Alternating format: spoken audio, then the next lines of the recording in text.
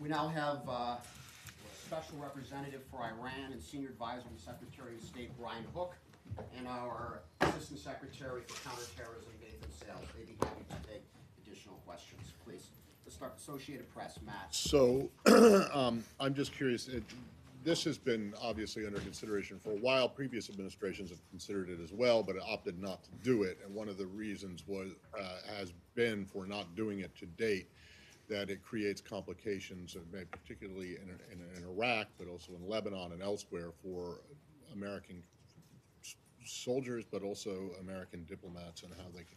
So are there any exclusions, waivers, carve-outs, however you want to call this, that would allow the kind of contacts, particularly in Iraq, that American commanders or regular troops might have with people, Iraqi officials, who, by virtue of their station, have to interact with IRGC personnel?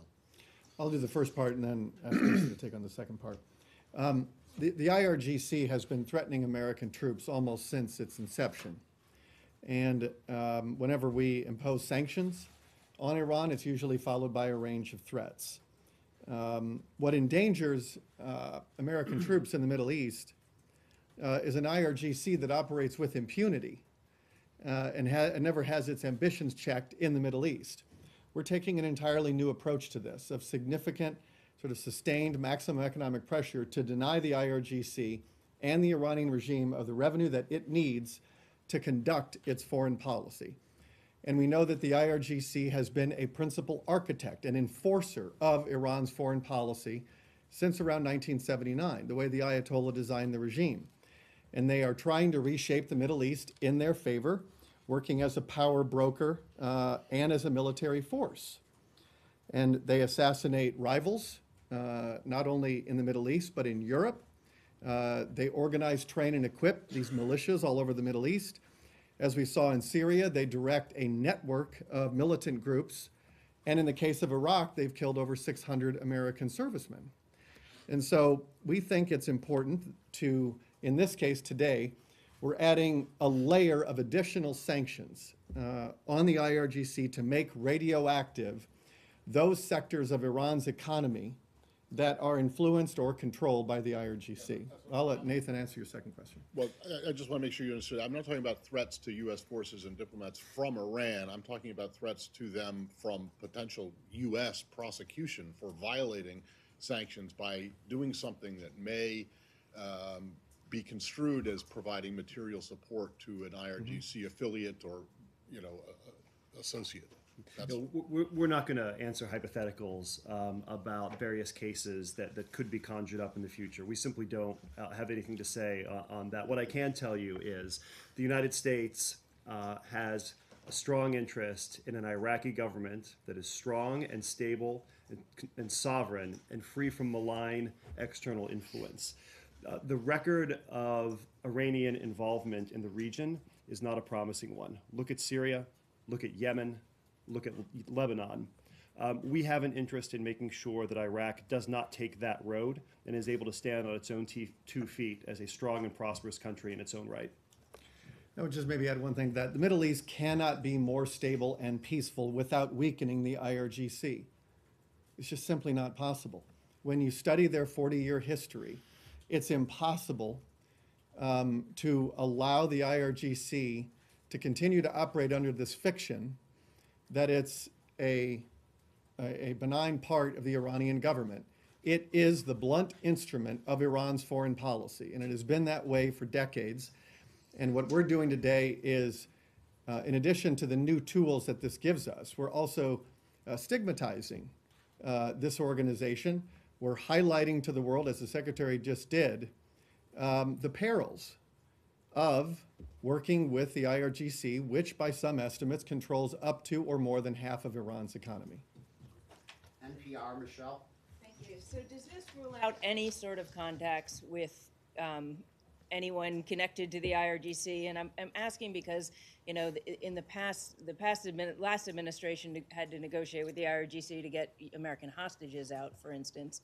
or at least have some contacts with members of the IRGC. So do you not have any kind of contact with people who are holding Americans or people who are threatening Americans in places like Iraq? Well, let me tell you what the law provides. The law provides that it is a federal criminal offense punishable by up to 20 years in prison for any person who provides material support to a designated foreign terrorist organization. That is what the IRGC will be 7 days from today.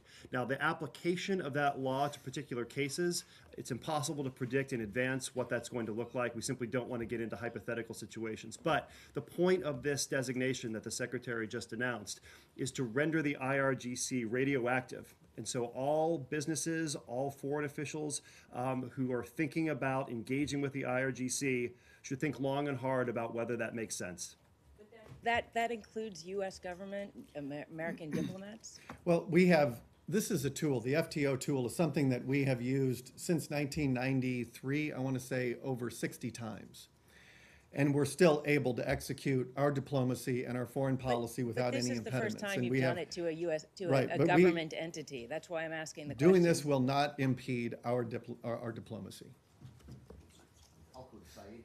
Thank you for taking this. Sir, just to clarify, on Iraq, will you be requiring the Iraqi government, as of now, to turn over any suspected or known members of the Iranian Revolutionary Guard, since you declared them as terrorists? We're not making any demands of the Iraqi government. As I said a moment ago, we share the Iraqi government's interest in ensuring that the government of Iraq is able to represent a proud and free and prosperous people without any undue influence from malign actors. So they will continue to operate freely in Iraq? It is a criminal offense for any person to provide material support to a designated foreign terrorist organization. How that applies in particular cases, we're simply not going to speculate about right now. CNN, Kylie. Yeah, hi. Quick question. So over the weekend, an IRGC commander warned that if the U.S. took this action, U.S. forces in Western Asia will lose peace and quiet. And it's obviously something we've been talking about, U.S. forces operating very close to the IRGC members in Iraq. So is there more being done to provide safety measures to members of the U.S. military that are in close proximity, or are you confident that they are defended enough against the IRGC at this point? The decision leading up to this process was a full interagency process that included every member of the National Security Council. We have taken all measures that are appropriate and prudent in the context of this designation. With respect to Iranian threats, when you play under House rules, the House always wins. And Iran has a very long history of trying to get the world to play by its rules. And every time the world calls out this regime for being a mafia racket, the IRGC, as the Secretary said, resembles more a racket than a revolutionary cause. And so whenever we and other nations call out and expose the regime for what it is, it behaves like a mafia organization, increasing its threats. And we will not be deterred by their threats. And let me just say, we're not going to get into the details of what we're doing to make sure that our people downrange are safe. I can assure you that we take force protection very, very seriously.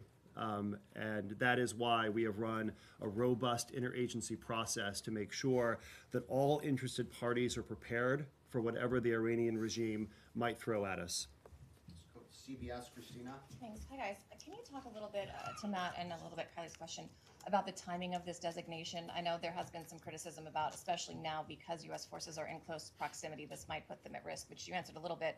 But we've been hearing about this for a year. Why now? What was the tipping point that made this designation important this week? Well, it's the next step in our maximum pressure campaign. This administration previously designated the IRGC for providing support to terrorism.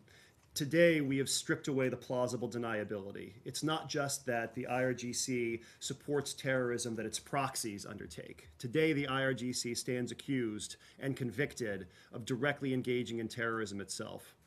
This new tool doesn't just add rhetorical heft to our campaign. It has practical, real-world consequences, some of which we've discussed. It's now a federal criminal offense to provide material support to a designated FTO such as IRGC when this takes effect on Monday. The material support statute is an incredibly powerful tool. Since 2001, since 9/11, we've used it to obtain hundreds of convictions.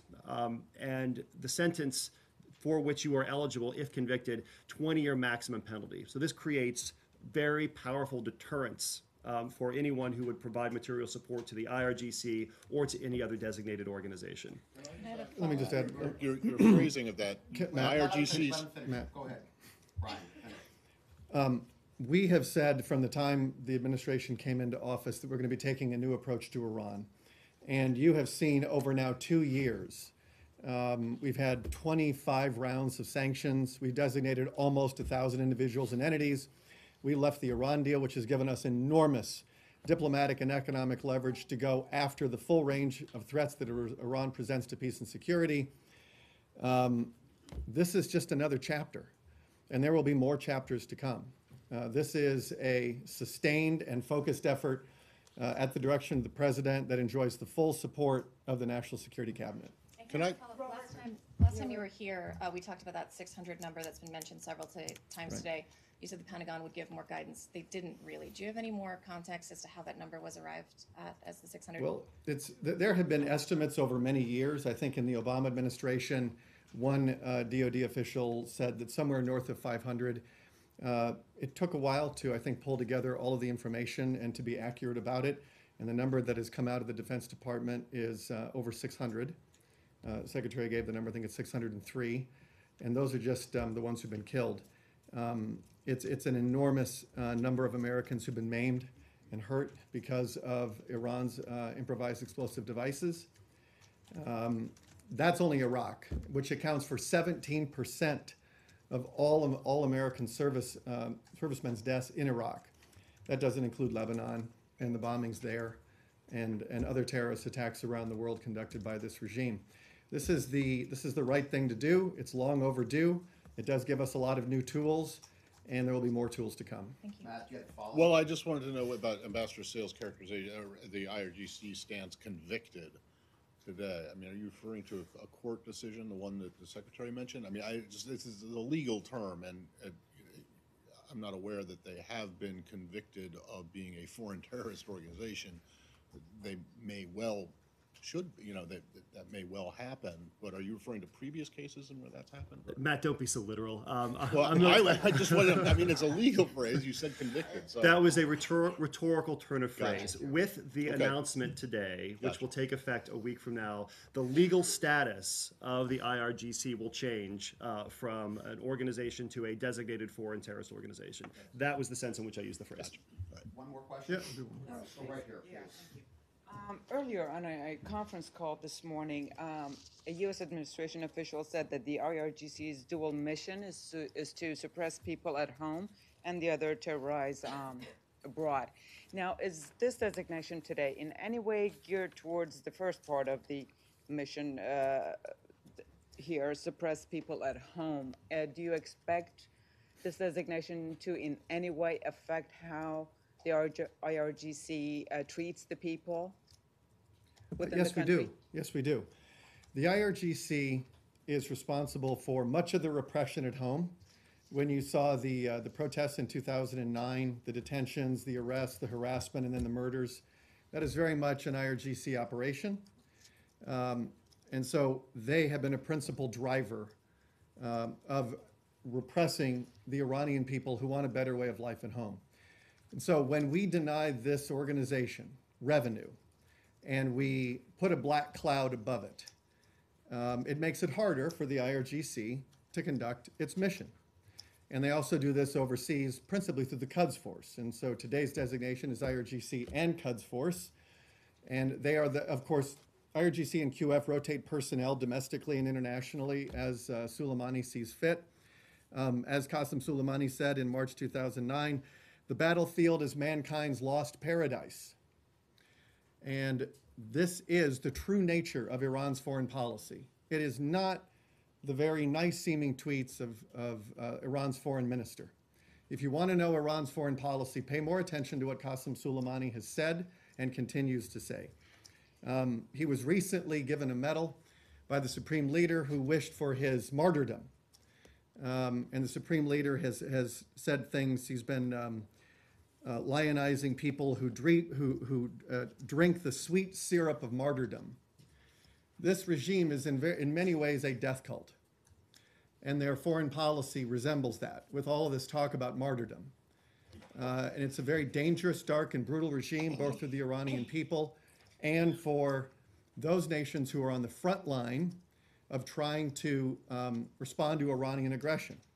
And we know that Saudi Arabia, with the missile launches from Yemen into Saudi, Bahrain, which is since '81, the Iranian regime has tried to destabilize and overthrow the government there in Bahrain, Lebanon, Syria, the Hezbollah tunnels, the list goes on and on.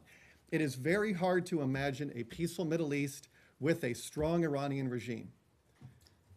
But Brian, when, Close it there then. Thank you all very much. Thank you. Hey, Robert. Yep.